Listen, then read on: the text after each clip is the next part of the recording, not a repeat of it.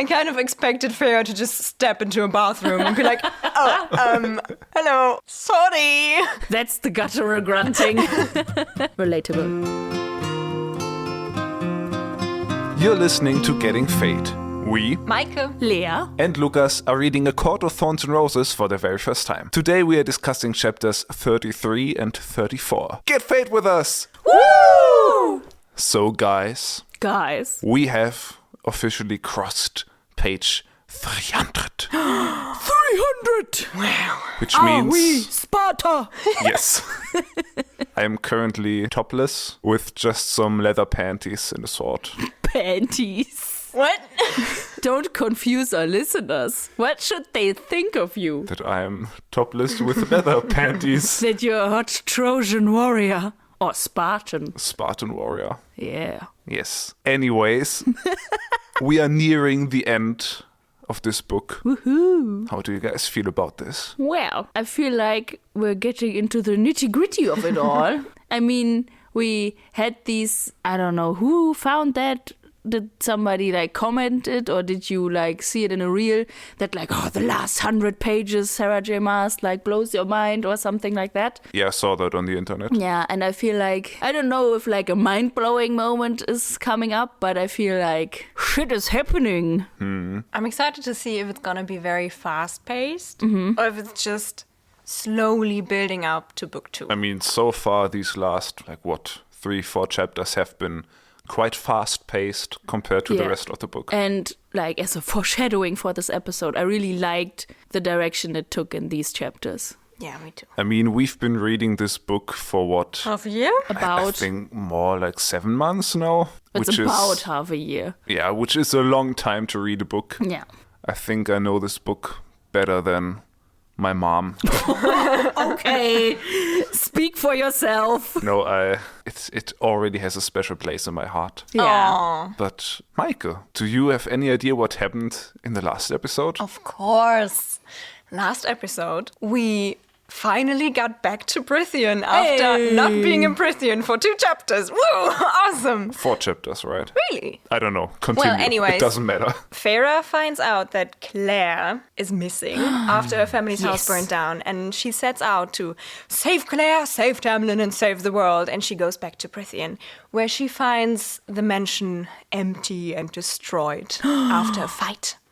And Sadness. And the only person there is Alice, who tells us everything Alice, we the need to know. plot tree. Yeah, so there was a lot of exposition dumping happening. What was the gist of that? Amarantha is the queen of Prythian.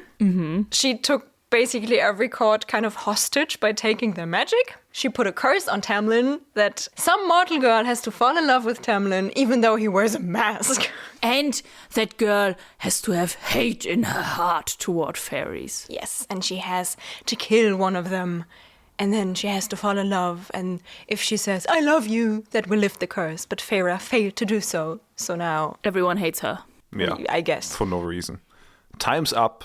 And no one could even talk to her about it. And still Alice blames her. Although she didn't know shit. But she decided she doesn't care, and she set out to save Tamlin from Amarantha. Yeah. From under the mountain. Under the mountain. Epic ending to the chapter. Nice. Wow. This is exactly where chapter 33 picks up. Feyre might be on a suicide mission, but she would not go unarmed. She takes a bow and arrows, no ashwood, and 2 daggers. And she knows that this shit is absolutely useless. But do you think one of the knives is Lucian's knife? That's exactly what I wondered. We had this big scene way back where Lucian was like, here, Feyre, take my beloved bejeweled hunting knife. And it's not mentioned again. Yeah, you're right. I always forget about it. But since it's not mentioned explicitly, I feel it's not there.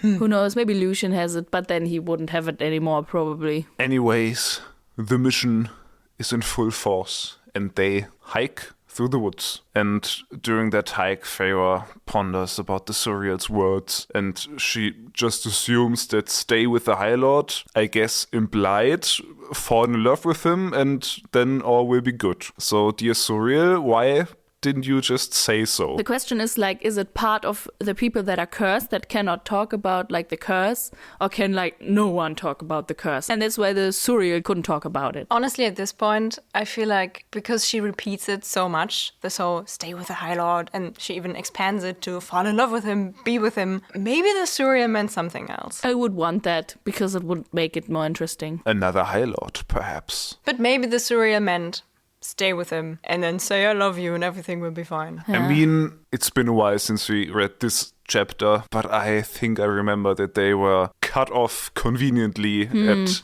some important moment in the discussion, so maybe. You're right, the Naga attacked. Yeah, I didn't actually ponder a lot about what Feyre thinks about the Suriel and such because I was distracted by her thinking. I was beginning to wonder whether I should have brought more than a day's worth of food. You think? Didn't she ask how long it would be? True. Especially like 2 sentences later, she's like, oh, at the mural, it looked like Under the Mountain is several weeks away. And I'm like, and then you brought 1 day's worth of food? What? I mean, Alice was not keen on bringing her and like a bit reluctant, but a short sense of, hey Alice, how long do you think it's going to take? I think she would have been glad to answer And that. Feyre mentions that Alice took some time to pack stuff and pack provisions because she plans on going to see her nephews. So she could have just used that time to pack more stuff for herself. Even if she's like, okay, I'm not gonna bother Alice with this, I will figure things out. You would assume it takes more than 1 day, right? She's like, I'm gonna be in and out. It's gonna be so easy. Even if you're like, okay, I will find animals to hunt and like berries to gather and I'm gonna live off the land. Even then, you would take more than 1 day's worth of provisions. She knows she lives in a very fast-paced book, so she doesn't have to worry about long travels. I guess. I mean, she is right. She does not need more than 1 day's worth of food, but still. Yeah, I was kind of annoyed by the fact that we again skip this whole traveling thing. Not because I want to see her walk through the woods for like 15 pages or something. But then she's like, oh, Alice stopped and looked around and looked kind of worried. I didn't even want to know what she saw. But paint a picture of the whole scenery. I feel like she's brushing over everything that would make Prythian feel real. And it's kind of annoying to me. Yeah, I see what you mean. I guess we can reveal it at this point. They have this fast travel cave, as we assumed. No, it's not fast travel. It's an ancient shortcut. The way Alice said that, it kind of felt like a fourth wall break to me. It just feels like Sarah J. Maas is like, okay, come on, we all know Feyre's not gonna walk for 3 books. You gotta work with me here, okay? It's an ancient shortcut, let's just get on with the story now. But I mean, it does not come from nowhere because we already guessed that it was there, so... I just feel like the wording, an ancient shortcut. It's kind of funny. Yeah. Yeah, I found it very interesting. Like in the beginning, my first thought was like, oh, is Under the Mountain just so vast that it spreads like all below Prythian and it's like a underworld kind of thing. It is not. As far as I understand, it's just you go through a tunnel and then you're there. Yeah. I mean, Feyre describes that she walked through this tunnel for what feels like an eternity. So maybe she just walked for Days. 4 months or something. Probably. No, probably not. But it feels like it makes it connected to like all of Prythian. Like it's the special place where like from all of Prythian there are passages to there. And I mean, we already learned that it's kind of a special place and this mountain is a special place, but it kind of emphasizes that. And I like that. I think Alice says that this shortcut was once considered holy, but not anymore. Yeah, now she's like, I don't have the direct quote, but it's like, all evil and bad passages lead to Under the Mountain or something. Yeah. And it's like, well, it's like the evil version of Rome. Yeah, Under the Mountain is just evil Rome. But before Feyre goes in on her suicide mission, Alice gives her a few pieces of advice, and I'd like to summarize that. First, very important, don't drink the wine, because it's not like the Fae wine in Springcourt. And as if Feyre would just walk in there and help herself to the buffet. First thing she does, let's have some wine. I mean, if Alice was at that summer party, maybe she overheard them, like Lucian being like, don't drink this. And she's like, I need to drink it. I mean, we didn't read everything that happened in these 6 months. Maybe Feyre just developed a serious alcohol problem. Maybe. Second, and this is very important, do not make any deals with anyone. And even if your life depends on it, consider it. So, good to know. yeah, I guess she won't do that. Yeah, of course. And third, and this is the most important one, do not trust anyone. Not even TamTam. Ooh. I think she calls him your Tamlin. I hate that. Like, your High Lord, your Tamlin. It's like, And she says that your senses are your greatest enemy. And they are just waiting to betray you. It's interesting, like the classic Fae rules are now like coming into play. What we have been wondering like from the beginning on, oh, well, she's drinking the wine. I guess it's not that bad. But now you're meeting like the real Fae. Yeah, these are exactly the kinds of prejudices Feyre took with her to Prythian. But now she doesn't have these prejudices anymore because she knows the good people of Springcourt and they are different. Nice. But she will go to evil Springcourt. No, just to evil Rome. And also, we learn that there apparently is yet another clause in the curse that Alice still cannot talk about. I have no idea what that could be about. She goes on about like, you have to be very careful and keep your ears open and listen. So it kind of sounds like something that will be said, but not really said. Yeah. But, or something that is like a voice in the background or anything.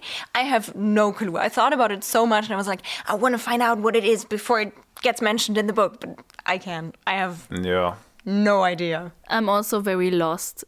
Like, Same. I can't think of anything. I was wondering, like, from everything that we know, if we can, like, deduce what it might be. But it kind of came out of the blue. Like, it felt like, okay, the deadline has passed. The curse is... Not the curse is lifted, but like the embargo is lifted and we can talk about it now. And then suddenly she's like, oh, there's another thing I still can't talk about. It's also interesting how she says like, it's a thing Amarantha still does not want you to know about. So it seems like Amarantha is like choosing what she lifts and what not. It's especially interesting because this is kind of taking away from the next chapter, but Amarantha seems to think that she took care of everything that had to do with the curse. So that she still holds on to a piece of the curse is kind of suspicious. What could it be? Well, I have no idea. Maybe. Here we go. Yes, Conspiracy Corner is opened. I don't know, part of this quote-unquote curse is that you survive. And then Feyre, I don't know, tricks Amarantha into lifting the curse and thinks, haha, now the curse is lifted. But when the curse is lifted, then the clause that Feyre will survive is also lifted and then she dies. Okay. Wild theory. I don't know. I think it's a good idea that it might be something that might benefit her, but I don't think it's like you're going to be survived. Like I don't think it's going to be so. like this switcheroo thing. But maybe it's something like, and then because she says I love you, you will be mated immediately or something. Which has like no reason for it to be in that curse, but who knows? I just thought because Amarantha is so twisted, she might make the curse so that if the curse is in place, it's good for her. And if it's lifted, it's also good for her. Yeah, I see what you mean. I also have another theory on this lost clause, but we will get to this in an hour at the end of the next chapter. Okay. And then they say goodbye. Alice goes off to collect her nephews and get to safety, I guess. And then Feyre suggests that if they should ever need shelter, they could go to the mortal realm and ask for Nestor. I love that. Yeah, me too. I would pay good money to see that. How Yes. they're like knocking on the door and then there are just 3 wood people there. And Nestor's like, well, I guess they wouldn't be wood people do you if think, Nestor doesn't have the sight. but do you think they were glamoured because they were in Prythian? Or do you think they're always glamoured? Or is that like an innate magic they can always glamour themselves? I mean, I actually think, they would probably look like regular people. Because it makes the book easier. But it would be so funny if they would be like bark people. Hello. Yeah, and Feyre is pretty confident that Nesta will just take them in. But will she, though? I think it could go like two ways. Like on the one hand, Nesta might be like, no, I have to protect my family. Go away. This is dangerous. Or she's like, this is so interesting. Come in. And I think at this point she trusts Feyre and her instincts. So if Feyre sent them, she'd be like, okay, I guess this has some meaning. But like part of this goodbye saying, Alice asks Feyre if she has a plan. And Feyre is like, no. And I'm like, okay. I mean, I guess I respect that. Yeah. Because, like, what plan could she possibly have? So yeah, Feyre steps into the cold cave. I really liked how she was on this mission alone. I was really excited to see what might happen. Like she was alone, left to her own devices, and I think we've talked about this like quite a few times now, but whenever she's alone, she becomes kind of badass usually. And I was really looking forward to like go on this adventure, just Feyre and the cave. So she makes her way to under the mountain. I kind of love how she's losing her cool walking there, because at one moment she's like, this is just gonna be like hunting, except I'm not gonna hunt animals, I'm gonna hunt fairies. I can do this is normal. And then she's like, only this time the animals were fairies. Fairies who could torture me endlessly. Torture me until I begged for death. Torture me the way they tormented that summer coat fairy whose wings had been ripped off. Yeah, I also really enjoyed that and how she like kind of reasons with herself. She's like, okay, this will be fine. I can do this. Yeah, I can turn around at every point. Like I will just, if necessary, I'm just gonna do like a little reconnaissance mission and then go away, collect myself and come back. And then she's like, no, this is my only chance. I have to move on. And I was like, okay, yeah, you could do this, girl. Yeah, so she arrives at like a crack in the wall and she hears some voices that are hissing and braying, eloquent and guttural. And I was kind of confused because like these voices are mentioned once, but then there's no one. I think they kind of give her directions. Like, okay, there are people behind this crack. There is something there where people are walking around, and evil people because they are guttural and slithering. Well, then she squeezes through the crack. I have to admit, because the three of us watched Hotel Transylvania shortly before I read those chapters. And there's this one scene where Dracula is walking these narrow passages and he tries to find a secret entrance, but he like keeps walking into bathrooms and people are like, what are you doing? And I kind of expected Feyre to just step into a bathroom and be like, hello, sorry. That's the guttural grunting. Relatable. Well, Feyre squeezes through and is like, fuck me, this was a bad idea. And then she's like, maybe I should have asked Alice for more information. And we've been saying this for the whole book. Ask more questions. But yes, Feyre, insight is the first step towards improvement. So it's good that she reflects upon that. Now you have room to grow. Yes. And then she is caught immediately. Woo! By the Atter. Of course. Good job. Honestly, Job, Feyre. She says, it looks like this secret entrance is not used very often. Why isn't it? Didn't Lucian just tell us a few chapters ago that the Atter apparently keeps using this place? Wasn't she like, maybe I should be careful to not run into this one enemy that I know is using this place very often? I mean, it makes sense that it's not used very often because why should Springcourt people go to Under the Mountain? Yes, but Under the Mountain people could use it to go to Springcourt. Yeah, and I mean, obviously the Atter did. I agree, but it doesn't seem to me like it's a regular thing because otherwise it feels like they already would have invaded Springcourt. I mean, they did. So I probably guess the army that raided the house probably went to the... Now that I'm talking about it. Yeah. Not just the Atter. But maybe an army doesn't grind down this passageway. Do you think this passageway is specific to Springcourt and they have others that lead to other cores? Yeah. Or is this tunnel splitting at certain parts and it leads to other No, places? I think it's specific because in the next chapter, the Atter is like, I saw her lurking around the entrance to Springcourt. Right. So. True. Okay. So are we ready to get into chapter 34? Well, what I found interesting, like as the end of chapter 33, my thought was like, okay, the Atter, which was like described as this enormous, not like in size, but like gravity enormous evil being, not being able to be grasped at all, now seems kind of like the lapdog of Amarantha. Also, he appears and goes like, hello. Hello is just such an uncool word for an enemy taking you. He's like, hello. He should have said like at least hey or sup. Sup. But I kind of like that. Like when you walk into the lair of an enemy, and I feel like the Atta was just like chilling there, maybe Arms like, crossed. being a guard dog or something. And then Feyre just steps in there and like looks around. Ooh, which passageway might be the real one or the right one? And then the Atta just goes like, hello.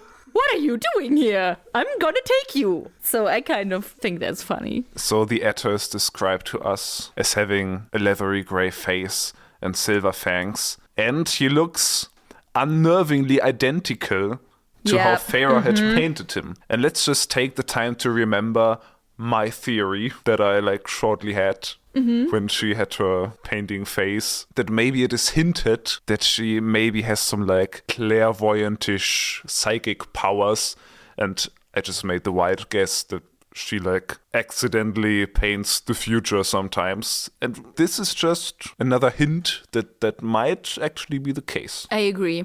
I also think this hints to like some magical ability, but I don't think it makes her like part Fae or something. Or what I would like is that they recognize, oh, some mortals also have magic powers, and like magic is not only reserved for Fae, but like it's just a part of this world, and that would be cool. And would also like kind of even out the sides, I guess. Yeah, I feel like usually in a lot of fantasy, magic abilities are just inherently based in bloodlines. And it would be cool to see that she just can be some girl and have magic. And it would also give like a meaning to her painting. I mean, this one scene where she showed Tamlin her paintings, I really liked that because we actually got to know her. But every other time it has really annoyed us so far. And it would like justify it a little bit. Yeah. So then the Atta like drags her through the passageways, and she sees a lot of fairies that are just pretty much unbothered. I guess that happens a lot. And all while being dragged, she keeps like repeating the names of everyone she loves and likes. And I just thought, in a world where people are knowingly able to read your mind and look into your thoughts, I would maybe not repeat the name of every person that means something to me, because we know they come looking for people they have the names of. It definitely was a choice. I mean, I've never been in a situation like that. Really? I don't know how I would act. Having said that, I feel like it's a bit early to have reached that stage. I mean, if she has been like imprisoned for a few days, that you then cling to the faces and people that make you human and make you who you are and that you love, understandable. But like in this situation, okay. It feels like she accepted death pretty quickly. She was like, oh, the Atta got me, I'm gonna die. Well, yeah, and also what I found interesting, I mean, it's kind of a nitpick, I have to say, but like the names are printed like in cursive so that you know that she is thinking exactly this in her mind and repeating it, but it does not like say the names, but it says, my sisters. I feel like it would have been more realistic and I could have related to it even more if it would actually say like, I mean, we don't even know the father's name. She doesn't think of him, does no? she? Okay, I don't remember sure. Actually. I'm not sure. Let me check before. It probably says like Lucian, Tamlin, my sisters. Yeah, well, the order is pretty interesting because Okay. she goes Tamlin first, then Alice and her boys, then her sisters, and then Lucian. I feel like maybe it's not like I'm clinging to these people, these are the people that I love, because she doesn't really love Alice and she doesn't know the boys. I think it's more like I'm doing this for these people. Also, she does not think of every name. She is smart and keeps the most important name to herself. That's why she doesn't think about Isaac. Sure. No, but actually I think that these are just the people she wants to save. Yeah, I agree. Like especially Alice and her boys are Fae that are directly affected by Amarantha's actions. And so she thinks, okay, these are the people that I'm trying to save and that I'm doing this for. Actually, you kind of skipped over the first sentence of the chapter because No. in the first sentence... Never. Because in the first sentence it says, the Atta brought me to the throne room or something like that. But it's immediately mentioned that she is brought to the throne room. And I was like, that's fast. It's like it's going straight to business. And it's like there's no fussing around. It's just, okay, I'm taking you immediately to the throne room. And I was just like, okay, let's go. And that's what I criticize about last chapter, because you could have described the way she's being dragged through this place she doesn't know. So how does she know she's going to the throne room? Yeah. And it would have been so much more interesting if she's like, this dude is dragging me along walls and doors, and every time we near one, I'm afraid we'll go in there and we're gonna meet a jailer who's gonna torture me or whatnot, and then we don't, and my heart skips a beat. I don't know. It just feels like Sarah J. Maas has this place she wants to get to, and she's like, well, I'm not gonna bother with anything. We're just gonna meet Amarantha now. I mean, she does describe the way there. I mean, she does describe how as Lukas said, like the faces that are unbothered and looking at her. But doesn't she only describe like the entrance of the throne room? I think Michael's problem is the same with like when we saw the wall, that it would have benefited the book if Sarah J. Maas took more time. Yeah. Yes. Because I agree. like this faces are looking at me is like one sentence. Yeah. And then we get like half a page of description of the doors and the place. And then we meet Amarantha. Spoiler. Yeah, but I also agree, like, if the order was different, like, if we would have had the description of the faces and then, in an ideal world, also of the place, and then she describes the doors, which I really like, the description of the doors to the throne room, then you would be like, oh my god, this is an important room. Are we going to meet Amarantha? Oh fuck, shit's hitting the fan. But this way you're like, I'm going to the throne room. And you're like, okay. I guess. But Lea, how exactly do these doors look? Enlighten us. Well, they are enormous doors. Ooh. That's all I wrote down. How enormous. They are Very. like several, maybe 3 times the size of Tamlin's mansion or something, which is quite big. It's like a bit exaggerating or like overachieving, maybe. To be fair, we don't know how big Tamlin's mansion really It's is. really small. Maybe he lives in a bungalow. I mean, this thought came when I read it again for my notes. The first time I read it, I was like, oh, enormous doors, they're probably like ornamental and whatever. Like, I was really in it and I felt like very intimidated by these doors. And I also liked that when she is dragged into that room, she's like, here the high fae all were. And I really liked this image of this gathered, basically royal household that is doing their thing, and then an unexpected prisoner is brought before them and everyone halts and looks. And yeah, I really like that. In my mind, it even has a kind of Greeky vibe. I think because it mentions all these pillars and the pale rock everything is carved from. So I think for me, it kind of looks like Greek Khazad-dûm from Lord of the Rings. I have to say, I kind of imagined it as the throne room from Game of Thrones. I have to say, because I feel like same. a lot of the times there are scenes in Game of Thrones where like there's a gathered party and someone unexpected comes into the room and everyone is like, oh, gasp. So is it under the mountain or is it just the Greek underworld? We will find out. The place is lit with like torches and chandeliers, but no windows, right? Probably I not. don't think so. No, but a red floor that probably is shimmering like blood or something. Nice. And there are like some ornamental carvings on the walls depicting like ancient stories of Prythian. That reminded me of Greek architecture too. Yeah. And Feyre is like really interested in that because that small, useless part in her mind wants to know what this shit is, but she doesn't have any time. But all in all, it's very short, but I'd say an efficient description of how enormous and ancient and evil this place is. So what I found interesting, like this is where the High Fae are, they're having a little party and Feyre's dragged through this and she sees several masks, which kind of made me wonder, like, are there still Spring Court High Fae other than Tamlin and Lucian? Apparently. But maybe it's a sign that some people like defected from Tamlin and like joined Amarantha even before. That might be just an interesting side note. Yeah. And then, just like that, Feyre is brought before Amarantha. I like that we got to meet her. I was looking forward to the... Yeah. Is she all you hoped she'd be? Well, I really loved that she is also lounging on her throne the way that Tamlin received Rye's hand. And it kind of feels like Tamlin imitated her when he received Rye's hand. And I was like, That's funny. I was kind of taken aback by her having red gold hair because I kind of thought she has this evil, dark, knightly vibe, so she's gonna have long black hair. Yeah, true. Or maybe even a bit of darker purple thrown in there. Ooh, Because yeah. Amaranth is purple. But like purple hair in general would be really cool. Yes, but I mean, Rysand already has this purple In his eyes, Colour. though. scheme. Well, they would fit together then. Well, anyways, Amarantha sits on a black throne, has, as you mentioned, red gold hair, snow white skin, and black eyes. And honestly, do you remember way back in episode 1 where we talked about this picture of Sarah J. Maas at the beginning of the book? Yes. This is kind of exactly how I imagined Amarantha. Yeah, totally. We What? were like, she kind of looks evil. Yeah, we discussed it.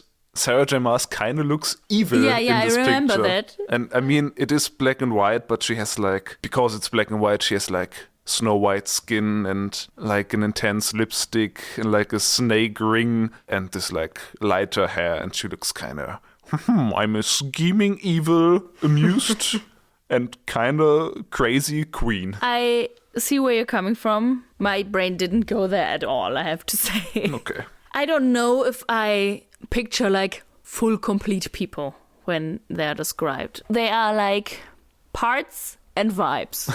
I'm not You sure how just to imagine describe the it. parts. Yeah, right. But what I found very funny was the addition after she was described Yes. that she wasn't as devastatingly beautiful as I had imagined. Burn.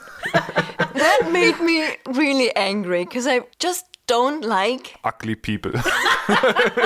Yeah, I just hate them uglos. And she's blonde too. She's just like Yeah, she's not made for me. Bane of Meike's existence. She's evil. I don't care. She's blonde.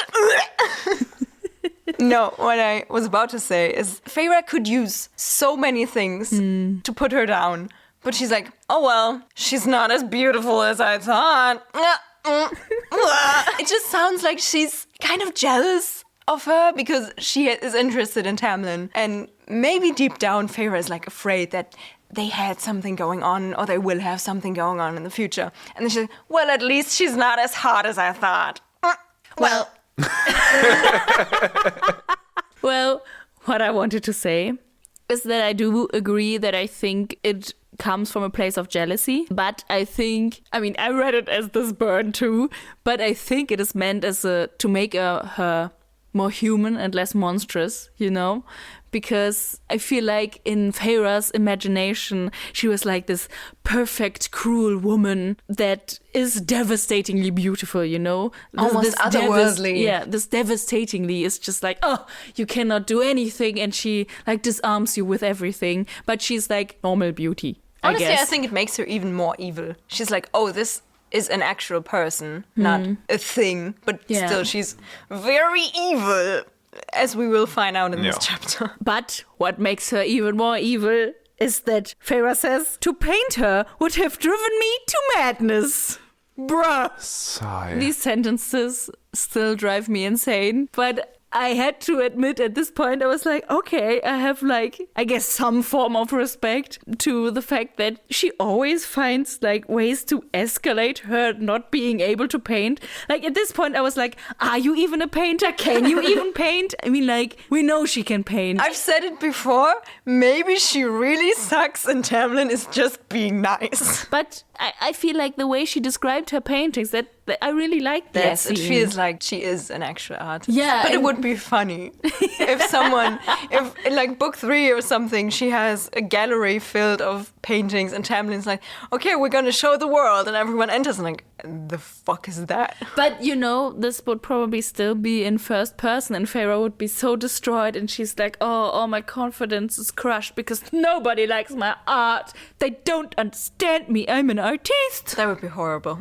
Yeah, I don't want to read that. No, but I know what you want to tell me, but this is not the way. Where does her inspiration come from? If it's not by something shockingly beautiful, if it's not by something devastating, if it's not by something she has never seen before, like, what does she paint? Only normal, not creepy stuff. I guess she's painting her everyday life, I guess.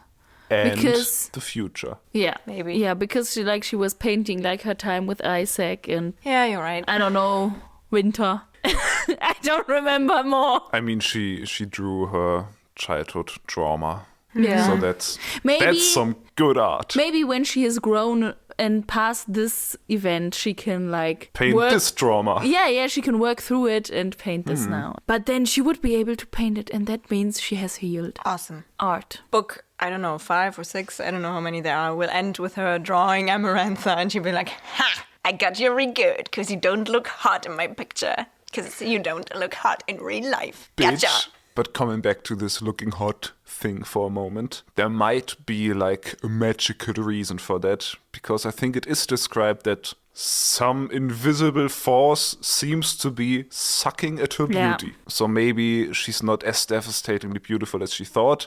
It just means that she's for some reason not at her peak power. I feel like, okay, she sucked all the other high fae dry of their magic and like kind of stored that probably inside her.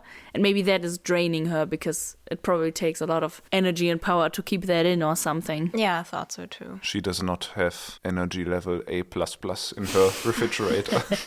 And one more thing, she also has some nice accessories. She has a necklace with a long finger bone and a ring with like a human eye in a crystal. Metal. Those are choices. At this point, I thought that might be Lucian's eye. Same. And I was like, ooh. Spoiler, it isn't. Sadness. Yeah, we will get to that later. Yeah. For now, let's talk about the loyal puppy at her side. Yes.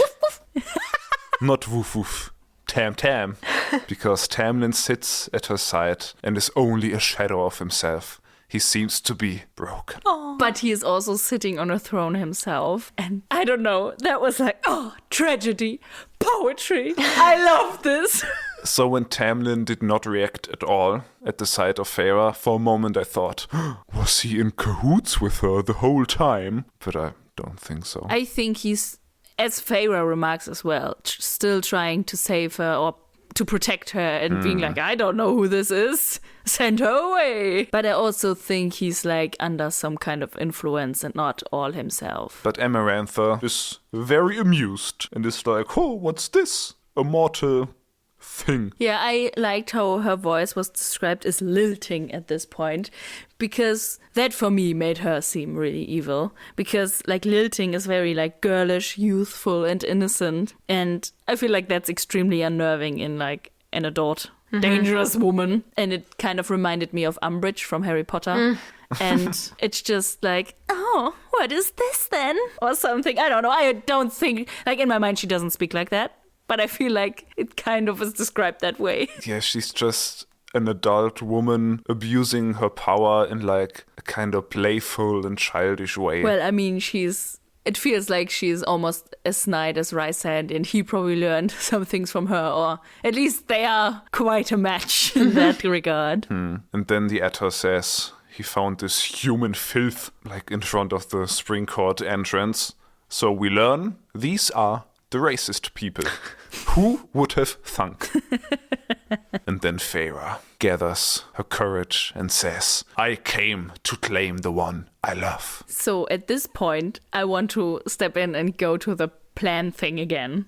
Because like in the beginning while the Ator is talking and such, she's always thinking like, okay, maybe I can still kill the Ator and then I can kill Amarantha. And I mean, she doesn't really think further than that. It kind of seems like she would kill all of them there, but she's really in this fighting mode. It doesn't seem like a realistic plan. And then she's like, okay, I'm deciding to bargain. And I feel like that seems reasonable at some point. Like, I'm just gonna say why I'm here. Let's see where we go from there. But I was very confused that she didn't even like have a resemblance of a plan. Like during this conversation with Alice, where Alice was like, hey, do you have a plan? And she's like, no.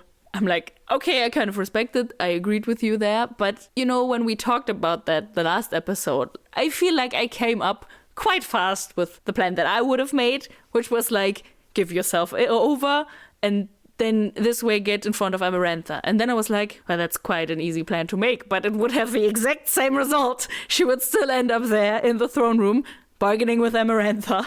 So I was like, how much would this plan have helped? But it still seems kind of, I don't know, irresponsible that she went in there with out any plan and just like, let's see what happens. I mean, she thinks she's their only hope at this point. So she could have made the effort to at least think about how she might save everyone. At least at the point where she was like trekking through the cave for like an eternity. Yeah, I mean, I understand that she doesn't have like a fully formed plan and like, okay, I'm gonna do this and this and this. But like, I tend to imagine myself in these situations that are described in the book. And I mean, I even think out what I say in like usual casual conversations. Like, I would think about, okay, what am I doing there? Even if she would come to the conclusion, okay, I will give myself over so that I can get directly to the throne room, she wouldn't be like, oh, I don't know what I'm doing. I guess I'm just gonna try. I feel like Feyre is the kind of lunatic that just calls the pizza delivery service without practicing how to say the order. Unbelievable. I cannot relate to that. No. Also, I'm not sure how smart it was to tell them directly who she was. Because she knows they have Claire. Well, at least she thinks they have Claire. So she thinks they think they have her. Wow, that was confusing. So she could have gone in there pretending to not be the one that means something to Tamlin. She could have maybe used this whole, they don't really know what I'm doing here, they don't know what to do with me. Because now she just totally blew Claire's cover up for her. On the other hand, like if she was just some random mortal that stumbled in there, I think they would have no reason to keep her alive. This way she even can try, at least try, if the curse or whatever would still live if she says, I love him. I mean, it's worth a try, you know, even if it probably won't work. And yeah, it would be like, okay, I'm giving you a lot of leverage here. I don't know. I guess it gives her a reason to get close. Because what else should she have said so that they won't kill her? Also, she would have endangered Claire. I mean, yeah, that's true. Spoiler, not much more can be done for Claire at this point. But she didn't know what was happening to Claire. And to just be like, I'm the one and she isn't, could have just made them kill Claire directly or something. I don't know. I was like, was that smart, girl? Maybe. Yeah. Well, anyways, Amarantha... Well, firstly, Amarantha just laughs at her, which is kind of reasonable. And then she brings up the valid point, like, why shouldn't I just kill you right now? And then Feyre says, well, there's 4 more books. So she says something that kind of sounds like it resembles a strategy. She says, because you tricked him and he is bound unfairly. But then she just kind of does not elaborate on that. So, okay. I also, is that right? Like, did she trick him? Or she cursed him with magic. I guess, like, after the curse was cursed, maybe it was a bit unfair to send Rysand there a couple of days before the deadline is gone or something. I guess. Also, I mean, I kind of glossed over it when I read it, but isn't Amarantha like, ooh, you are so well-versed with your words. What do you say to this? No, I think Amarantha says Feyre is not well-versed. Oh, okay. Because she's like, we taught you stupid humans like poetry and high arts way back, and this is what you come up with. You unfair. Yeah. And then she's like, I wonder what eloquence you will come up with when you see this. And then she reveals something that I actually did not see coming. Same. Because she reveals Claire. And she is described as the mangled corpse of a young woman. Her skin was burned in places, her fingers were bent at odd angles, and garish red lines crisscrossed her naked body. I think I know why this caught me so off guard, because this book feels so incredibly YA-ish at times that I just kind of forgot that this is a story for adults. I was like, okay, Claire survived the fire, so I guess she will be a character. We will meet Claire and somehow she will get her out of there. But no, she's just tortured to death. Yeah, I was also really shocked. I didn't expect it. And I also fully expected her to be like some leverage in a dungeon that she is supposed to be freed or something. And another like burden/opportunity, another player in the game that they can use or have to think about. But no, she's just there to see the danger. I mean, it's super sad and very cruel. But I think it's the first part in this book I really, really liked because you can do so much more with it. Because Feyre basically killed her by saying her name to Rysand. So we have this guilt she can have over this, and it already starts in this chapter. But we also have this conflict that could start between her and Tamlin, because Tamlin watched Claire being tortured and then killed, lying that this was the girl he liked, and not saying like, oh, this is a random girl, let her go or something. So this could not only be Tamlin's guilt, but also something Feyre could not forgive him. She could be like, bro, I know you like me and you wanted to protect me, but you killed this very innocent person. Because Claire is kind of the first really innocent person to die. I mean, the whole High Fae from Springcourt died for Tamlin's curse, I guess, but they volunteered. And we also didn't meet them. But Claire had nothing to do with anything. She was just living in this place and accidentally met Feyre and her sisters and is now dead because of that. It makes her the Cedric Diggory of this book, kind of. Yeah, I see that. Feyre explicitly says he'd let them kill Claire like that. And I agree. I really hope that this plants some seed of doubt in her about Tamlin, and that they might have a fallout over like how he still tries to protect her while she clearly wants to do something different, and how he kind of takes her agency away, and how he, while they knew each other, always did that. And she does not have to end by hating him, but I really want her to get over him, you know? Yeah, maybe she can't love him anymore because of that. Yeah, but right now she still loves him. And what I found funny was that Amarantha says to Tamlin, like, oh, you made a human worm love you? And I was like, he still loves her if she is a worm. Yeah, so then my theory of Tamlin being in cahoots with Amarantha and not truly loving Feyre is disproven, because Tamlin then lies to protect Feyre. And is like, who the fuck is this?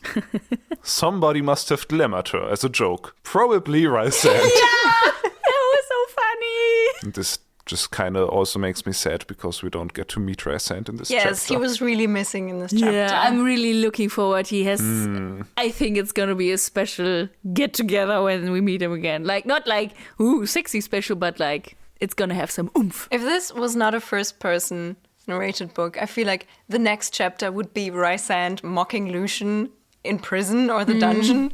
But since it's not, we're just gonna have to wait until Rysand and Lucian go to Feyre, so we can have those two back. Or Feyre goes to them. Yeah. I mean, where she ends up, a lot of possibilities there. And then immediately after that, another big theory I had is disproven, because we learned that the finger bone and the eye belonged to Jurian. So the ex-lover and also betrayer of Amarantha's sister, Clythia. I even wrote her name down, and while I was writing this down, I was like, am I sure I want to say this? I don't want to break our recording again. But well, here we are. Clythia. Honestly, Sorry. Honestly, while editing the last episode, I'm sure I have at least like 5 minutes worth of Lea just losing her shit over this name. That did not make the episode. I don't know even how to describe that feeling. I'm just confused and left alone. No, I'm not alone. You're here with me to help me through these names. Anyways, this eye and finger belongs to Jurian. And I thought, oh no, so he's not still alive somehow. But then I thought, or is he? Because Feyre describes how the eye seems to move in the crystal and like look around. So maybe Amarantha found some way to like keep his essence alive, or his soul is like bound to this ice stone. Yeah, I think you're right. Especially because she does talk to Jurian and like, here, look at this. What do you think of this? I don't know like what the whole sentence is, but she talks to him like, oh, you're human whore on the side. And I was like, did we know this? Like, we know he betrayed Clythia with like, he killed her and like used her for knowledge about the Fae, but like, did he also betray her romantically? We did not know that, right? We didn't know, no. And I thought, who is this person? Is she No. important? Did she do anything special? Who was she? Because she says, a pity your human whore on the side never bothered to save you, though.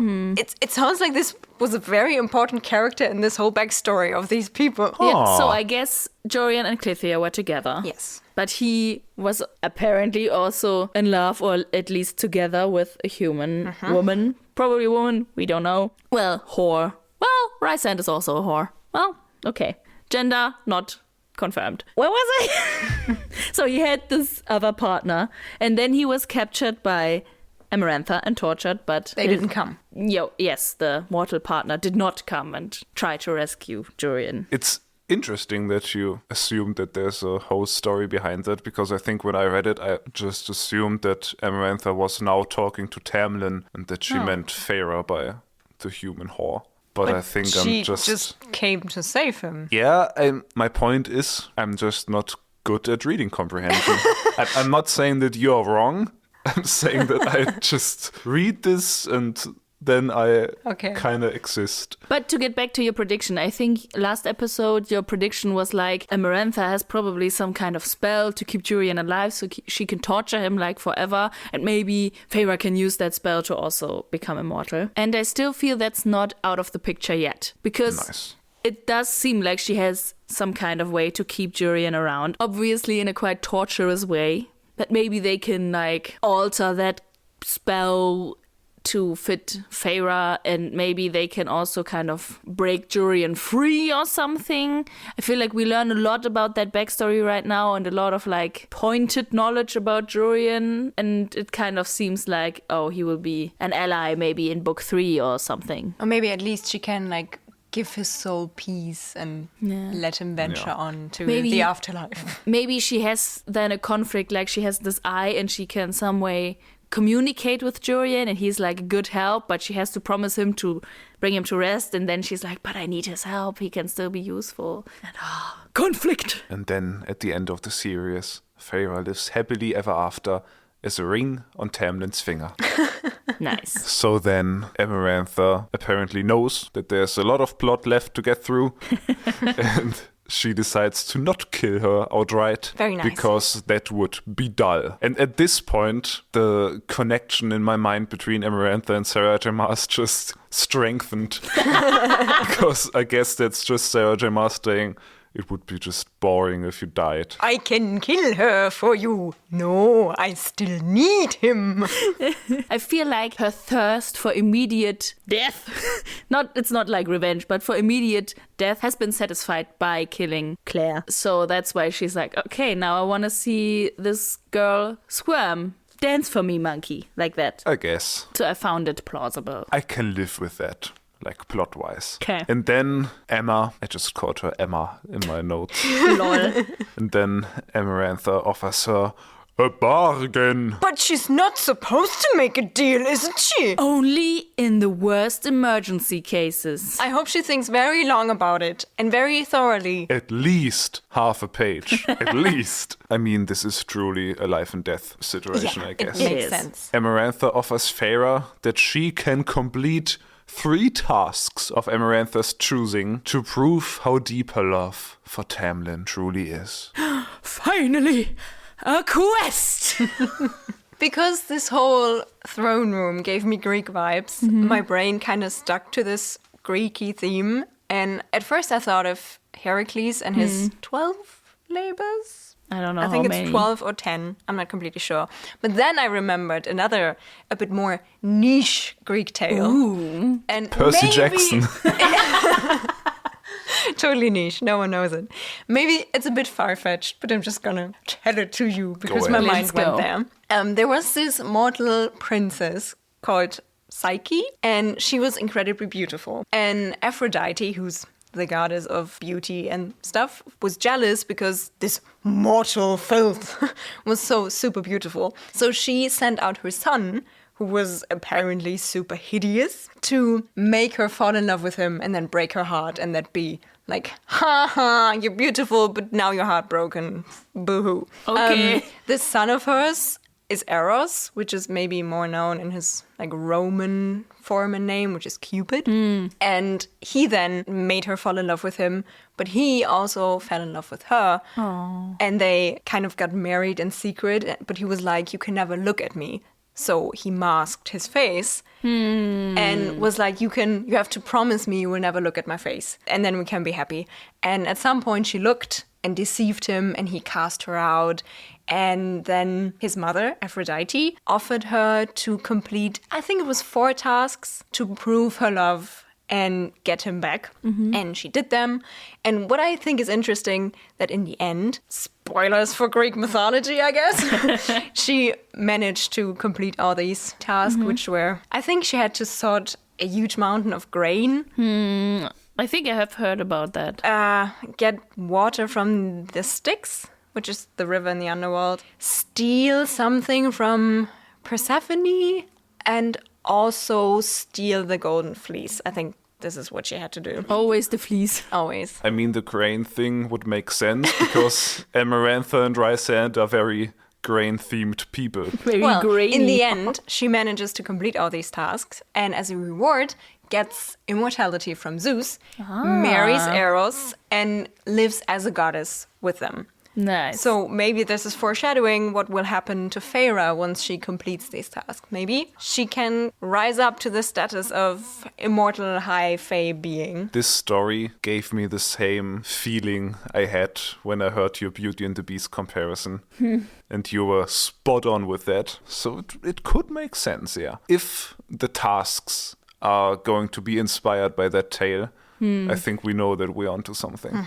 Yeah, definitely. Nice job. But what I found very smart was that before Feyre agreed, she at least tried to think everything through and think about what was offered to her, and she adds to her demands. Her demands are: I complete all 3 of your tasks, and his curse is broken, and we and all his court can leave here and remain free forever. And I was like, okay, first of all, I do not really see a loophole except one. We and all his court. Does Lucian count to his court? I mean, he's his emissary. And I hope so. I mean, we're it not says- leaving Lucian. That's the thing, like, I don't think it would be like a reasonable plot for them to all be able to leave except for Lucian. I mean, I would be very sad, and it could be, I guess, a rescue quest again, but it would be kind of random. Do you see anything where she should have been more specific or more careful? Because I found it quite sound, actually, what she demands. I would have asked for some free ice cream, but other than that. But Amarantha adds one very interesting part to the bargain, that she will ask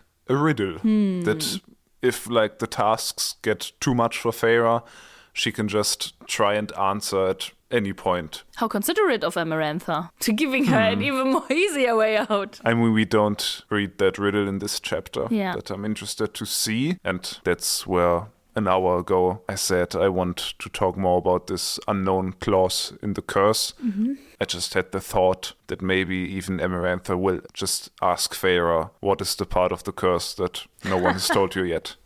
Okay, interesting. Maybe it's something even Amarantha doesn't know. So she's like using Feyre in some way to figure something out. I don't really know what it could be, but maybe it's something very specific that only a human can solve. Or maybe it's something that Feyre could quite easily solve, but it's an information or something that she doesn't want to tell her. So in that kind of way, it's like a sneaky, evil riddle that I could free him immediately, but this is not something I want to give you. I had the prediction that Feyre will, with some difficulties, complete task 1 and 2, and then when she is in task 3, all hope will seem lost. And then she realizes the answer to the riddle, or with this new edition, she might decide to give the answer to the riddle, and then she succeeds and saves Tamlin.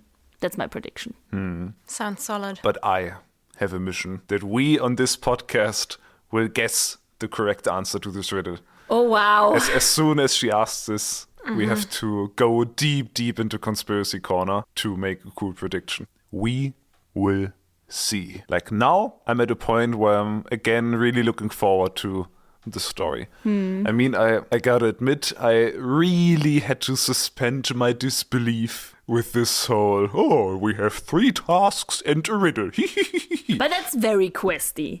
That's very traditional, I feel like. Yeah, and it's kind of, I don't want to say like lazy. It's just Convenient, maybe. It kind of feels like Sarah J. Maas had these set pieces in her mind that are maybe going to be the tasks, and she just needed a convenient story way to get Feyre there. I just hope that these tasks have a meaning for Amarantha, because I think it was last episode that we were like, oh, she sounds very calculated and very strategic because she used to be a general. So maybe these tasks are all something she needs to be done.